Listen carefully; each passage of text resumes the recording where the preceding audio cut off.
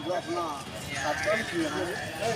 और हमारी जो मांग है, हम शिक्षा सेवा तालीम मरकज की जो मांग है, हम लोग विगत 13 वर्षों से कार्य करते आ रहे हैं और सरकार के द्वारा जो भी योजना परियोजना और जो भी काम है हम लोग भली भांति करते आ रहे हैं और सरकार को ये बात अवगत कराने की जरूरत नहीं है। रही बात हमारी मांग हमारी बारी सर्व शिक्षा अभियान में हुई थी और हमें शिक्षक का प्रारंभिक शिक्षक का दर्जा देते हुए संबंधित विद्यालय में हमें मतलब समय में किया जाए, यही हमारी मुख्य मांग है सरकार से।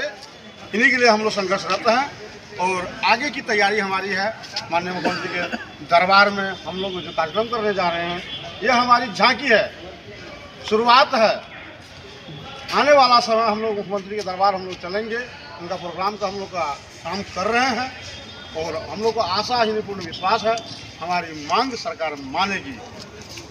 यही जय भीम, जय भीम, जय भीम, जय भीम, जय भीम, जय भीम, जय भीम, जय भीम। Doctor Bhimrao Ambedkar, doctor Bhimrao Ambedkar.